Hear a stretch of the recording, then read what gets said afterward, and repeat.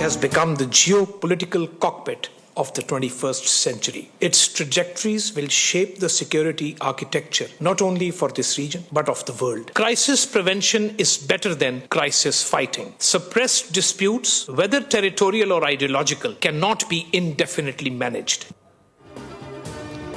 जनूबी एशिया में गैर हल शुदा तनाज़ा कश्मीर मौजूद है। अदम एतमाद की फिजा में कोई मैकेनिज्म काम नहीं करता।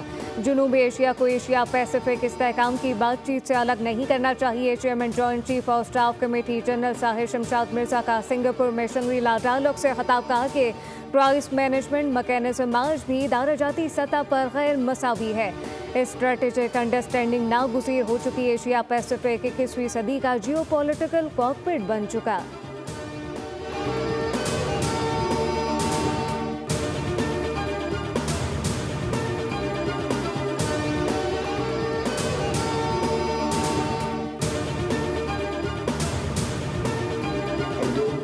Need to remind you that Bangladesh is a success story in the world. Everybody knows that. Everybody's seen that happening. And I'm grateful to God. Allah has given you all such a strength which brings everybody together throughout the world. So I'm happy to host you all in Pakistan, in Lahore. Lahore में पाकिस्तान और Bangladesh cricket टीमों के एजाज़ में इस्तकबालिया में सदर मुमलिकत की शिरकत, cricketer और दोनों टीमों के ऑफिशियल के साथ गर्म जोशी से मुसाफा किया।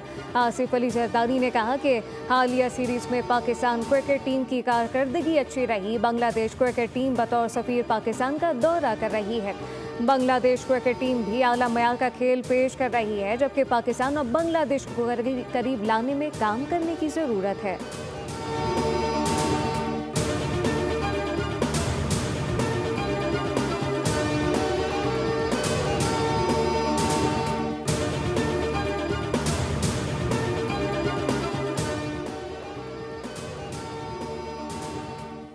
पाक भारत कशीदगी के तनासुर में बिलावल भुट्टो सरदारी ने सिफारती महज संभाल लिया। पाकिस्तान का खुसूसी वफ़द बिलावल भुट्टो की क़यादत में न्यूयॉर्क पहुंच गया।